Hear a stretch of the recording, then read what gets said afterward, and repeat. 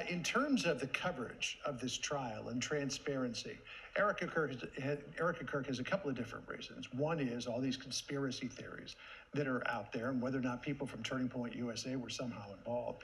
And then the other is almost kind of like an eye for an eye. Listen to what she told Jesse Waters back on the 5th. There were cameras all over my husband when he was murdered. There have been cameras all over my friends and family mourning. There have been cameras all over me, analyzing my every move, analyzing my every smile, my every tear. We deserve to have cameras in there. Let everyone see what true evil is. So she's making the point that everything about her husband's assassination was very, very public. Why should the man accused of perpetrating it be shielded from public view?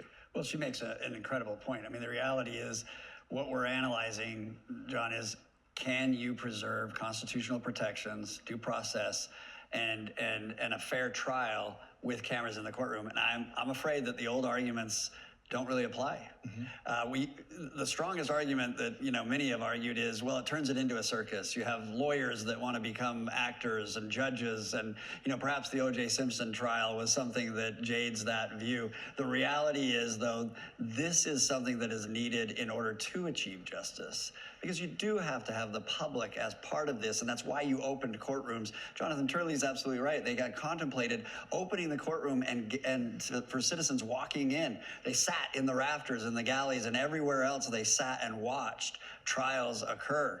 Now we have media that can accomplish that to a greater extent, and it needs to happen in this case. Brett, Sandra here in New York, we're watching this tape playback on their screen right now of the moments before we heard from the judge. Tyler Robinson, 22 years old, sitting with his attorneys, and he appeared smiling and even laughed at one point. And Jonathan was making the point that, oftentimes you see this, the accused criminal separating himself, being able to separate himself from the crime. I wonder if you could just further weigh in on that, as you have obviously seen courtrooms like this many times. Yeah, and Sandra, the thing that is so easily forgotten are the victims in the case. And so you work as a prosecutor, you work as a defense attorney, and it becomes your day in, day out. And let's face it, they're seeing a more human side to Mr. Robinson than the side that the victims in this case ever received or observed. And the rest of us, look, we saw it play out on television, live, the assassination of Charlie Kirk. It's the prosecutor's role and the judge's role to never let that be forgotten while he's being tried. The decorum, the seriousness of what's happening. It's not surprising to me to see somebody that was so brazen in what they did in murdering Charlie Kirk, that they then sit in the courtroom without what we would like to see, and that is a sense of remorse, a sense of regret, and that's just not going to happen during this trial. As we pointed out, Brett, at the top of this, as we were introducing you, that you were the former U.S. attorney in the state of Utah. Is there anything peculiar to Utah law that people should be waiting for here? Well, one thing that is peculiar is Utah is at the discretion of the judge in terms of how much publicity or how much openness and transparency. A lot of states have adopted policies that can basically take that decision away from the judge.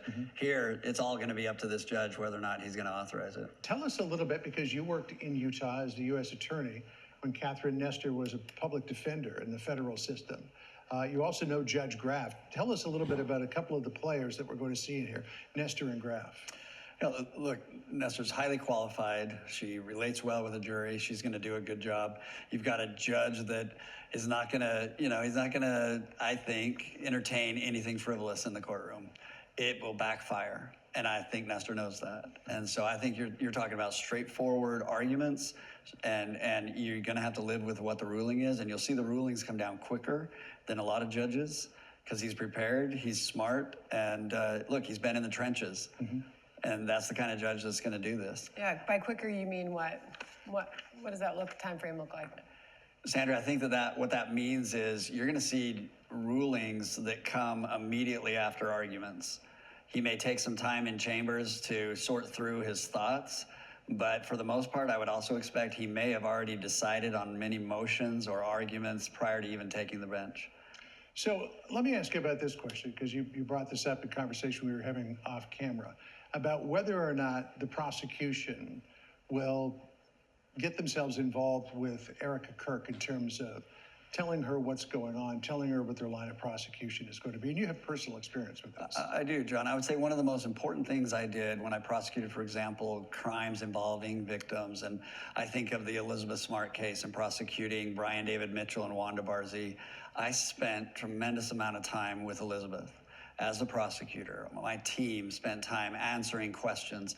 I hope and I implore the prosecution to be spending that kind of time with Erica to be able to, demystify, as Trey said, demystify this process, but also to give her what's going to happen. What is the next week going to look like in trial? What is the next month going to look like? Where are we going? What's our strategy? And let her be involved. We have the Crime Victims' Rights Act, and we give them certain things, but sometimes we forget to consult them and talk to them along the way during the trial. Do you think she'll be there every step of the way? I do. I think she will. I think it'll be important for her to be there. I think the jury is going to need to see her because they're going to spend a lot of time looking at Tyler Robinson. It'd be nice for them to be reminded of why they're there. Just reading through some of the reporting of those that were able to see him walk into the courtroom, we obviously have seen him sitting there as he was talking to his legal team, as we noted, smirking and smiling and laughing even at times. He also apparently, when he walked into the courtroom, Brett, he looked at the one of the rows, the seating areas that was reserved for a family, and smiled as well. And sitting there was his own mother, who was tearing up and wiping her eyes with a tissue. We do know that, for our own reporting, that his mother and his father and his brother are in that courtroom, Brett.